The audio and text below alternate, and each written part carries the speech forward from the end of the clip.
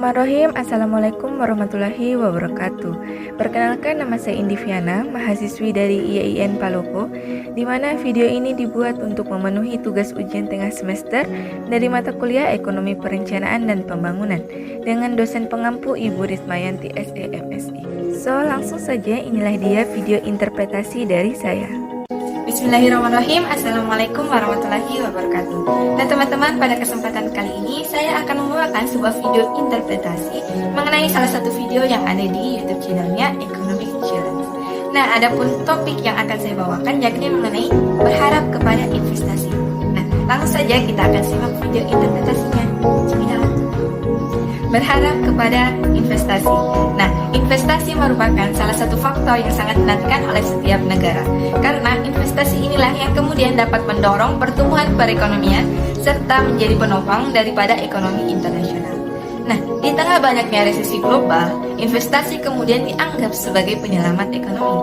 Faktanya, meskipun Indonesia mengalami pertumbuhan, namun investasi yang masuk ke Indonesia tergolong masih lambat, terutama investasi asing. Nah, hal inilah yang kemudian menyebabkan Presiden kita, Bapak Joko Widodo, membentuk koordinator khusus yang menangani investasi, yang mana koordinator bidang kemaritiman dan investasi.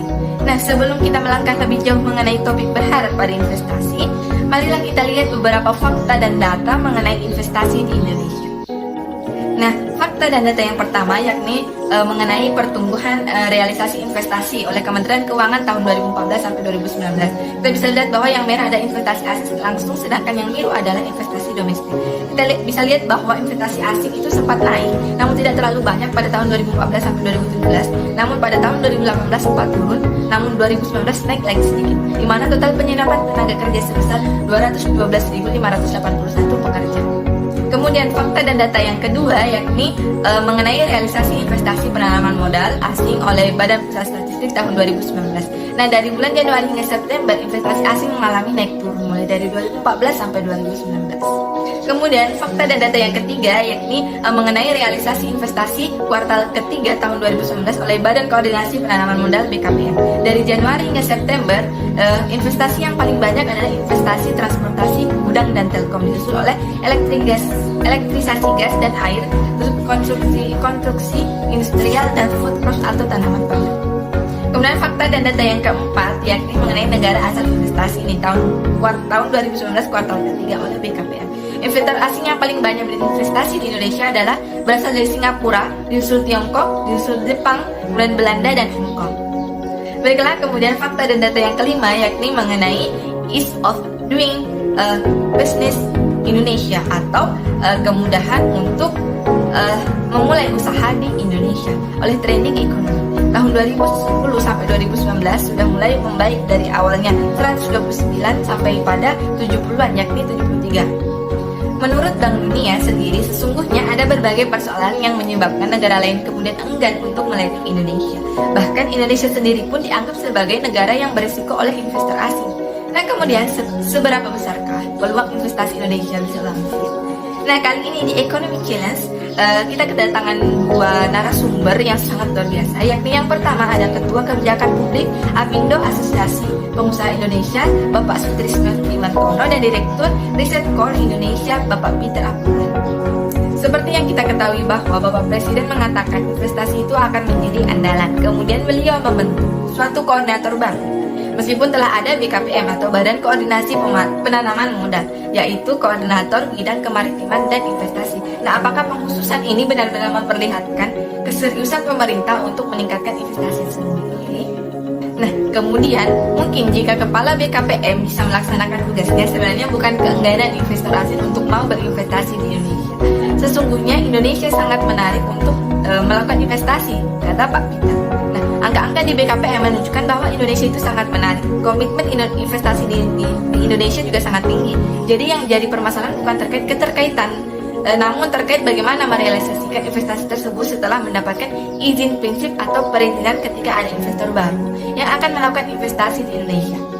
Jadi bisa kita katakan bahwa komitmen untuk investasi di Indonesia meningkat. Namun mengenai persetujuan dan juga realisasi dari investasi itu sendiri kurang. Di sisi lain, menurut Bapak Iwan Tono terkait dengan pernyataan dari Bapak Peter bahwa investor tidak merealisasikan investasinya karena selalu ada diskrepansi atau ketidaksesuaian antara persetujuan dan realisasi investasi. Ketika para investor asing masuk ke Indonesia, ada bermacam persoalan investasi yang ada. Dari berbagai publikasi tentang persoalan investasi, itu seperti soal keamanan, stabilitas politik, transparansi, tenaga kerja, infrastruktur, pajak, dan perizinan.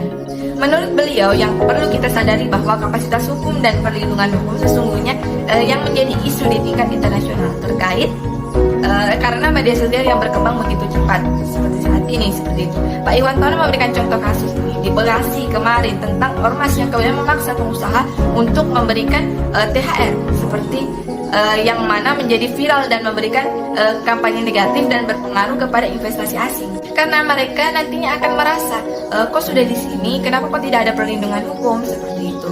Nah, beliau juga memberikan contoh lain seperti antara Honda dan Yamaha yang terkena kasus dugaan kartel oleh KPPU atau Komisi Pengawas Persaingan Usaha yang kemudian terus diikuti dengan demo-demo yang akhirnya mengganggu bisnisnya tersebut. Banyak kemudian kendaraan-kendaraan seperti truk yang tidak menjalankan tugasnya karena demo tersebut yang akhirnya menyebabkan pekerjaannya itu tidak tepat waktu.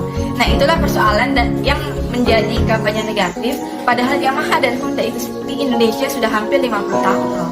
Selain itu, terkadang pemerintah lebih ramah kepada calon investor baru daripada investor yang telah eksis di Indonesia. Sedangkan untuk mendorong investasi itu sendiri tidak harus juga semua investor baru, tapi memilah yang lama, memberikan perlindungan hukum, memberikan kenyamanan, dipelihara dengan baik, dan jika terjadi demo negara bisa menyelesaikannya. Contohnya seperti perpindahan investasi dari Jakarta ke Jawa Tengah karena masalah upah yang mencerminkan bahwa mereka merasa tidak nyaman di suatu tempat. Nah, selain membujuk investor asing baru, harusnya yang ada juga harus dipelihara dengan baik agar tidak terjadi adanya investor yang masuk, ada juga investor yang keluar. Jika hal tersebut sampai terjadi, maka itu akan menjadi isu tersendiri.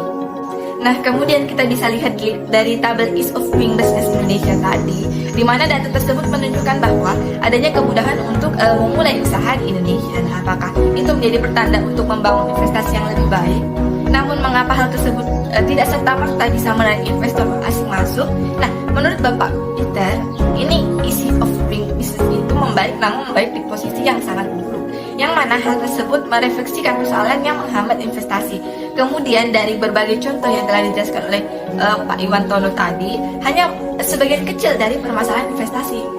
Nah, contoh lainnya seperti masalah lahan yang tidak semudah itu untuk merealisasikannya, pembebasan lahan seperti itu, pemburuan di Indonesia karena Indonesia sulit untuk memberhentikan pegawai. Nah, kemudian mengenai bahan baku, contohnya untuk mendapatkan air itu susah. Nah, yang paling menonjol adalah mengenai kebijakan. Jadi ketika para investor mengurus surat izin atau perizinan di pusat dan sudah selesai, namun begitu dibawa ke daerah belum selesai juga.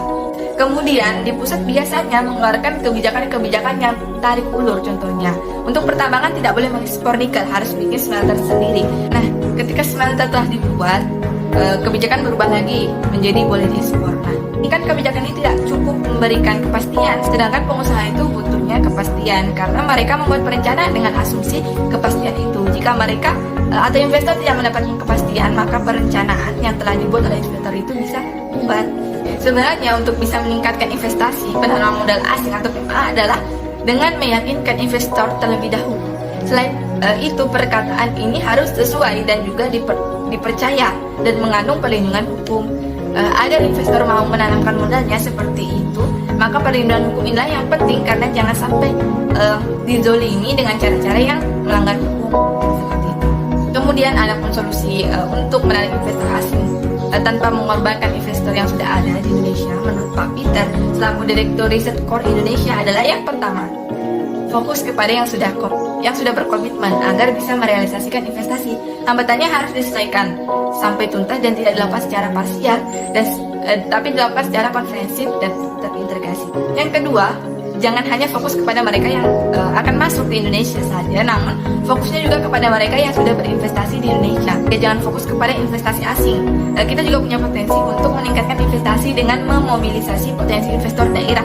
Bukan hanya memanfaatkan BKPM, namun juga BKPM di daerah-daerah untuk membangun kesadaran investasi. Salah satu faktor menurut Bank Dunia adalah mengenai kesulitan memperoleh bahan baku, mahalnya tenaga kerja yang tidak sesuai dengan produktivitasnya, masalah perizinan, tumpang tindih kesana kemari yang di tempat lain biasanya selesai dalam waktu 3 hari saja, namun di Indonesia bisa selesai dalam waktu 2 minggu untuk perizinan itu. Nah, demikianlah video interpretasi mengenai salah satu video yang ada di Economic Challenge, di mana topiknya yaitu mengenai berharap kepada investasi. Nah, cukup sekian. Mohon maaf apabila ada kata-kata yang kurang jelas, kesalahan kata dan sebagainya. Saya mohon maaf yang sebesar-besarnya. Oke. Terima kasih. See you in the next video. Wassalamualaikum warahmatullahi wabarakatuh.